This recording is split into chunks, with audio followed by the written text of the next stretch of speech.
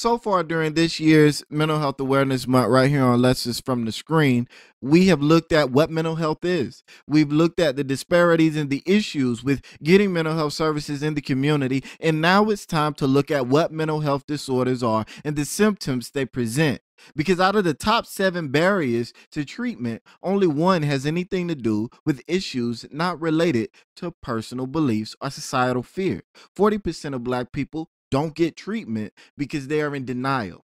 38% are embarrassed or ashamed. 31% flat out refuse. 29% lack money or insurance. That would be the one. 17% are just plain scared.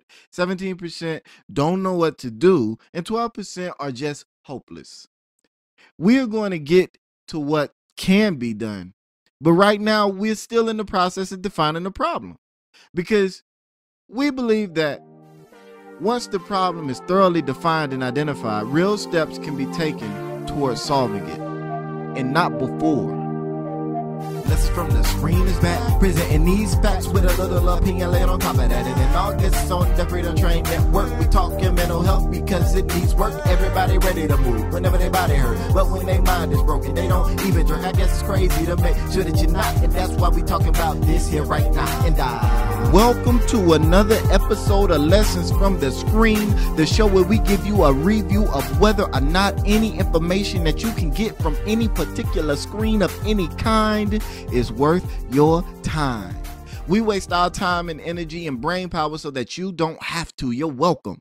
Lessons from the Screen is sponsored by PAX Inc., a Black activist, advocacy, and think tank organization with the purpose of increasing the quality of life for Black people in America through education and the culture shift, with a little bit of a focus on economics as well. You can check them out at www.pactsinc.org. That's paxinc.org.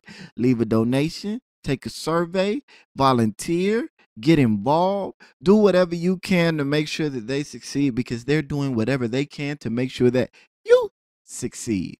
And we got a good show for you today as we continue on in this 2018's Black Mental Health Awareness Month of August. So, as I said earlier, today we're going to start looking at what the mental health disorders are. Now, keep in mind, I am not a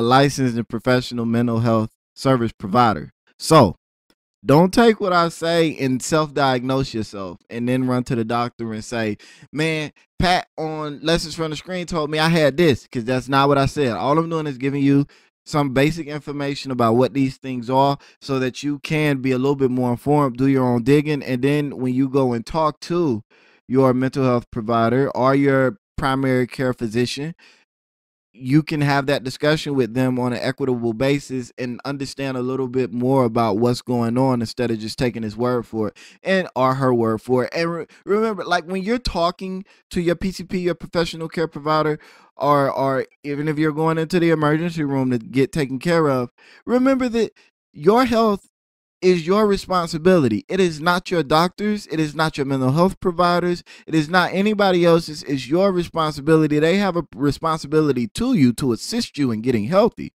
but your health is your responsibility.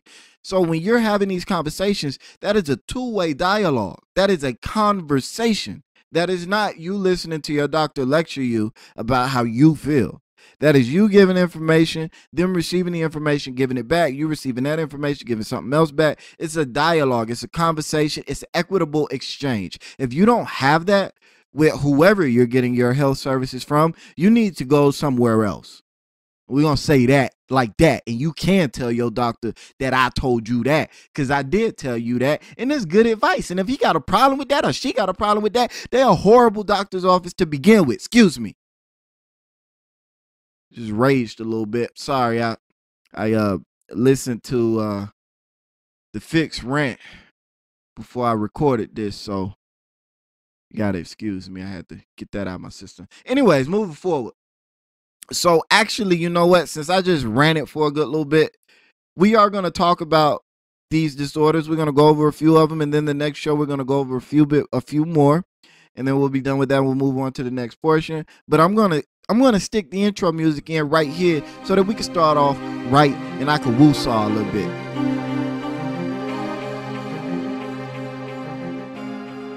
I said intro music, but I meant transition music. Anyways, so moving forward, the very first thing we're going to talk about anxiety disorders. Now I'm going to give you what I'm talking about, give you a little bit of information about it, and then we're just going to move on. We're going to keep it going like that. So anxiety disorders, an anxiety disorder is a disorder where a person's response is not appropriate for the situation, or they aren't in control of the response, or it interferes with their normal functioning, them living throughout their daily life. Now, these responses can be psychological, like fear or dread, or some other strong emotions, as well as physical, like rapid heart beating. Your heart starts beating really, really, really fast, and sweating. And this is where we begin to talk about like certain phobias. We begin to talk about panic issues, generalized or social anxiety issues, and things of that nature. So this isn't an area where you're like, oh my God, I'm afraid of roaches. This is an area where like you see a roach and you climb through a wall and you run through 3 trees and you busting, the neighbor that's behind you, you busting their house and you go in their kid's bed and you get under the cover after you kick their kid out of the bed. You get under their kid covers and you in there all huddled up and shaking, and the kid is like, what's going on? And you just keep mushing the kid in the face, just like your hand is in the kid's face, and you get that little twist on the end. There's just that old nasty mush, just get out of your bed, and you're just there and you're inconsolable, and somebody has to come get you, but they can't get you because you're utterly terrified to go back to your house because you saw one of them gigantic tree roaches, the ones that just them big old nasty ones, the ones that you can hear them walk. You saw one of those. So that's what we're talking about when we talk about anxiety disorders.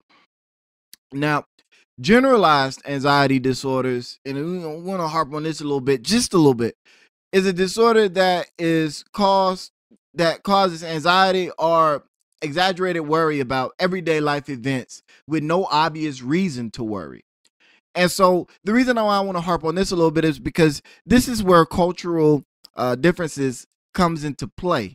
Or, maybe we could say that Black people are kind of born with general anxiety disorders. I'm not real sure. Well, I am sure, and I'm kind of being silly. But anyways, look,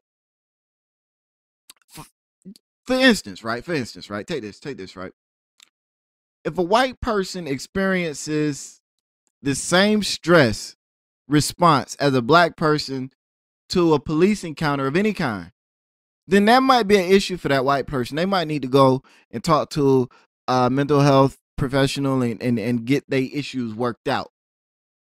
But for Black people, like, that's survival. Like, when we see a cop and we get nervous, we start sweating. Some of us, and I know this is true, some of us have the uncontrollable desire to run. I've seen that. And they take off running. They ain't done nothing. They in the store. The cop is in the store. I've been with them all day, so I know they ain't done nothing, and they just break out. Now, I know that probably is anxiety. I'm sure it is. But I also view that as survival instinct. That's hundreds of years of instinct manifesting itself into survival, into this one instance where you see a cop, you see the badge, you see the uniform, you see the gun, and you understand in that moment on a molecular atomic level that there is an increased probability of things going wrong just by virtue of the proximity. So, that's where we get into the differences of cultural differences of these psychological issues, these mental health issues. And this is why we need more Black mental health providers, because a white mental health provider couldn't even begin to counsel you through that without a significant amount of study that they aren't getting in their schools. And I know they aren't, because I've taken the classes. They aren't getting that sort of training in their schools to be able to understand on a cultural level why Black people have that almost innate fear of police officers, that almost innate nervousness when they come around. So I just want to point that out. I just want to make that illustration. That's something that, we definitely got to take into account. But, it's something that we also need to be looking at and being aware of ourselves in terms of what we're feeling and what we got going on. Anxiety disorders, I do believe, are very prevalent in the community. Very, very, very much so.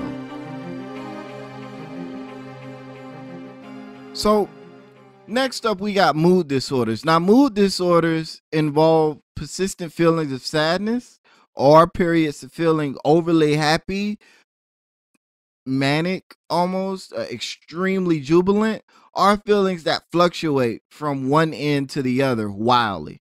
Now, this isn't your run of the mill mood changes like, oh, I'm happy and something happened and now I'm sad.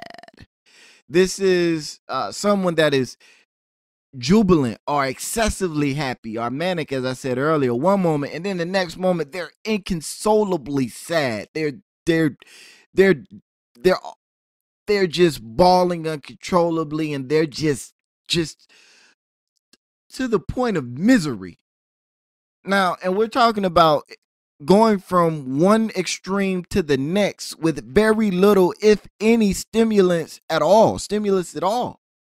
So that's where we begin to talk about things like bipolar disorders. Depression falls into this category. And with depression, it's important to point out that depression isn't just about being sad, right? It's not just about like, oh my God, I don't feel good. I'm not like, we're not like, everybody has moments where they get depressed, where they become depressed. I'm feeling a little depressed right now. It's like almost like being hungry. I'm a little bit hungry right now. I'm a little bit hungry, but you're not starving. You're just a little hungry. You ain't ate in a while, so you're a little hungry. Something bad happened, so you're a little sad. You know what I'm saying? You ain't get the job. You're a little sad. You ain't get the. Oh wait. We talking to business owners and successful black people. So you ain't get the contract. Your company ain't get the contract. You know what I'm saying? Or she said no. Or whatever the case might be. You're a little sad. That's cool. But when we're talking about depression, we're talking about like you've been sad for an extreme period of time, like 2 weeks or more, and it's like a deeper level emotion.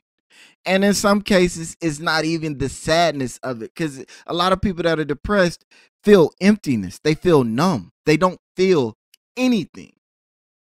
And so that can also be depression. It's just a general lowness, a overall lowness in your experiences and your emotions and the enjoyment that you used to get. Everything is just low, running really low. And then some people running low to the point of non-existence. That's why when you have these questions for people, they ask you, are you no longer enjoying things that you used to enjoy?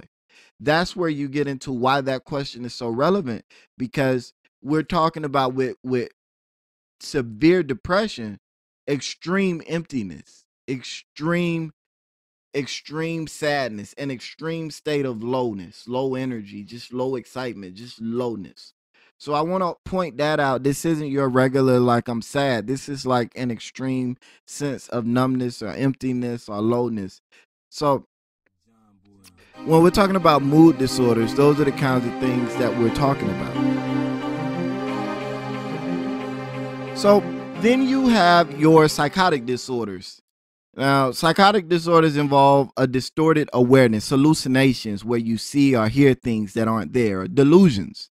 People believe in things that aren't true despite evidence to the contrary. Schizophrenia is in that category, along with, hardcore Trump supporters, flat earthers, and those people that believe that the same melanin that makes your skin brown is what makes space appear black. And that almost makes you wonder, right?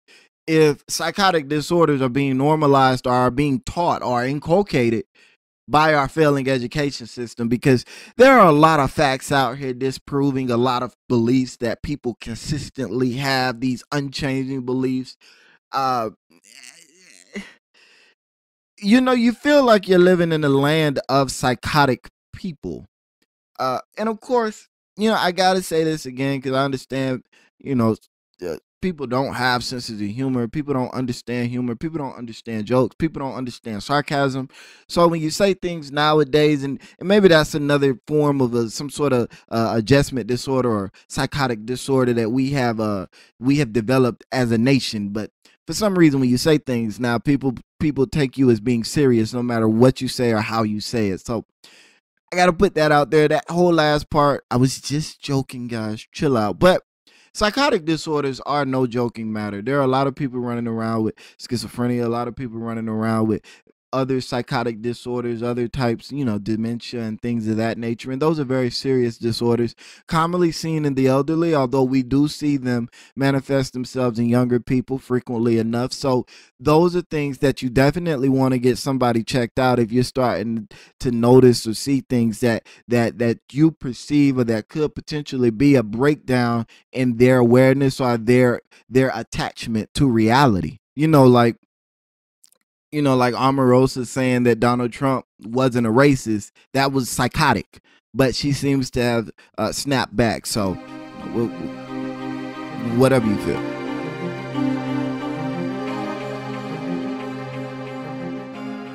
Now, next up, we have eating disorders, which are commonly referred to as white girl or Becky diseases in the community. And we all know what these are: anorexia, which is, when you're eating because or when you're not eating because you have an intense fear of gaining weight; bulimia, which is when you binge eat and then throw it up. And then there are binge eating disorders, which is when you compulsively overeat as a way to cope with unwanted emotions of stress. You use food as a coping mechanism, as your therapy.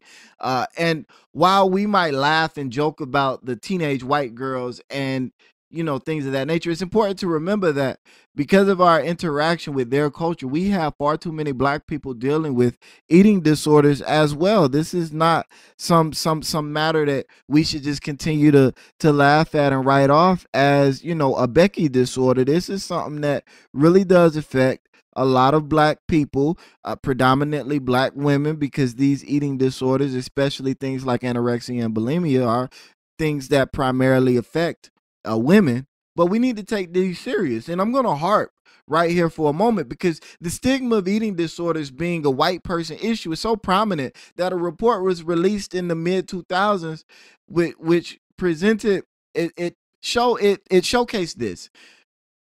Clinicians were presented with identical case studies demonstrating disorder eating symptoms in white, Hispanic, and black women. And only 17% of the clinicians identified the behavior as problematic amongst black women, compared to over 40% for both whites and Hispanics. And that's the sort of cultural bias that goes back to what I was saying earlier about the need for cultural competency. That's the sort of cultural bias and incompetence that has black people messed up and getting subpar service and strengthening the distrust and the belief that these are not black issues. So to that, we can't even trust the percentages of how many black people are actually how many black people actually have eating disorders, because only 17% of clinicians are putting the trigger on the diagnosis at a balanced rate. So I do believe this is something that is eating disorders are prominent in the community. Unfortunately, I don't have any statistics that I trust to back it up, because this one statistic that shows that, and we know that most people that make diagnoses don't make the same diagnosis for black people that they make for other people, and therefore, and so far as, and therefore, and such, and in such, we know that, and we can understand that that means that the numbers are skewed, they're off base, they're unbalanced. So this is where I go back to saying that we need more black mental health professionals. We need more black mental health and health period researchers, and we need to be doing our own studies and things of that nature so that we can figure these things out for ourselves and not have to worry about all of these comparative analysis with white culture groups and other culture groups that are inherently unbalanced and inherently broken because of the bias present not only in the clinicians but also in the researchers themselves.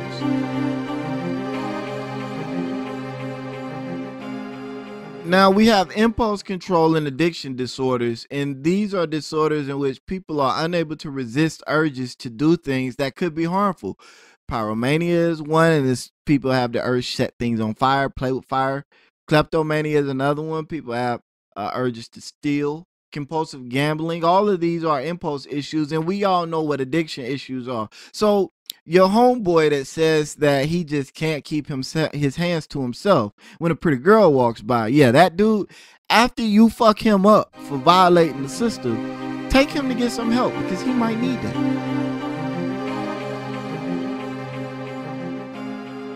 Now, OCD or obsessive compulsive disorder involves constant thoughts or fears that causes someone to perform certain rituals or routines. Now, this isn't when you be like, "Oh, I have to rewind my tapes after I watch them." This is when you be like, "I have to rewind my tapes after I watch them because if I don't, my brother will die. So I need to make sure that I rewind the tape, and I don't remember if I rewind the tape. So I'm gonna rewind the tape again, but I can't remember if I rewind the tape, and I don't want my brother to die. I can't have my brother die, so I gotta check the tape to make sure that I rewind the tape." Now, obviously, your brother dying, that's a bit of a whatever, but it is when you have these thoughts and fears that cause you. It's about the thoughts or the fears that cause you to perform certain rituals or routines. It's not about the actual ritual or routine itself. And so, to that, I would say if you were still listening to tapes in 2018, you might need to go see a mental health professional because you might have daddy disease, and everybody know what daddy disease is. Everybody's daddy is stuck in some previous generation. Think my dad still has some 8 tracks. So, you know, yeah. If it's 2018 and you still listening to tapes, you're in the same category as your dad who was listening to 8 tracks in the 1990s. That's what it is. So, and the last thing that we're going to touch on for this show, because we got to keep these things brief, uh, is PTSD or post traumatic stress disorder. Now, this is something that we talked about pretty thoroughly on the Freedom Train podcast series with Wesley Francois. So, you should definitely check that out to get a thorough understanding of what PTSD. But it's basically when you go through a traumatic event and have a lasting, frightening, and numbing thoughts about it that impair your ability to live a normal life. So again, this ain't like when this ain't like when you stomped your big toe and everybody laughed at you, and now every time the family get together, all y'all talk about, "Hey, you remember that time Junebug stomped this big toe? Yeah, man, it was funny, dog." It's not like that. This is like when you're in a severe event, a traumatic event. You've been abused, you've been uh, harassed, raped, you've been mutilated, you've been beaten, you've been through some sort of near death experience, you've seen someone else go through any of these things, and you are constantly going through that event in your mind. You might be in a situation where uh, a stress response will trigger a memory of that event that'll cause you to relive it. That, or you might be in a situation where you might smell something, or you might feel something, you might hear something, you might be in a certain position physically that would all cause you to relive that event, and it impairs your ability to function in a normal way and to exist in your normal daily activities. So that's what we're talking about when we talk about PTSD. Now, I do think that there are a fairly large amount of Black people with some form of PTSD in the community. And when we think PTSD, as we talked about in the show, we talked about the fact that how we mostly think about it in terms of war veterans and people that came back from war. But if you witness a cop brutally beating somebody, if you witness an extreme or an egregious example of racism, if you experience these types of things, or if you witness them happening to others, that leaves a scar, it leaves a mark, and that could potentially be a cause for PTSD. I know most of the Black people that I know have had extremely negative experiences with law enforcement, not just cops, but also with sheriff's offices and various other people. You're talking about Latinos and or various other Hispanics and whatever issues they might have had with immigration. You're talking about all of these things that could trigger PTSD. So, obviously we focus on the war fighting effort because America likes to pretend like it cares about its soldiers. And also I partially believe because, this kind of one of the more recognized ways for white people to get it, rather than recognizing that, regular white people are giving minority groups PTSD all over the place. But that's what we're talking about. So with that being said, we will go into another the last batch of what we're going to highlight in terms of mental health illnesses on the next show, which will be Tuesday. And I would like to thank you again for tuning in to this issue of Lessons from the Screen, this episode. I hope that you take these discussions seriously. I hope that you engage your friends and your family in these discussions. Engage us in these discussions. Come on over to the website and interact with us right there on the home page. Tell us some of your stories. Tell us what you think. And yeah, get the app. Enjoy yourselves. We love you. You love you. And we will see you next week on the next episode of Lessons from the Screen. Lessons from the Screen is back, presenting these facts with a little opinion laid on top of that. And in August on the Freedom Train Network, we talking mental health because it needs work. Everybody ready to move whenever their body hurt, but when their mind is broken, they don't even jerk. I guess it's crazy to make sure that you're not, and that's why we talking about this here right now. And once again, I want to thank you for tuning in to Lessons from the Screen. Lessons from the Screen is brought to you by PAX Inc. through the Freedom Train Network. You can find us on www.freedomtrainradio.com or on iTunes, Google Play Music, or Stitcher. Be sure to head to one of those places and leave us a review, and then be sure to head back to the website to let us know what you think about the show and communicate with us. Also, be sure to head to www.paxinc.org and show some love and support for our sponsors. PAX Inc. is doing big things in the community and trying to do more, always trying to do more. So be sure to head to the website. That's www.pactsinc.org. Donate, volunteer, become a member, talk about it, whatever. They can use your support, and once again, they are doing great things in the community. And as always, Lessons from the Screen has a frame of reference and perspective that is aligned with that of the Black community. The things that we look at, whether it be on the Trending Tuesday or the regular Lessons from the Screen show, will always be looked at from the Black perspective. So keep that in mind, because we need more minds shaped into that perspective and trying to do things that we need done for ourselves. So with that in mind, again, thank you guys for listening in. Remember to tune into the Freedom Train Radio. We have the app that's available that you can get from the website. It's in the Google Play Store. Sorry, it's not available on iTunes yet. We have the live internet radio, and we have more shows coming up. Thank you, thank you, thank you. And I will see you guys for the next episode of Lessons from the Screen.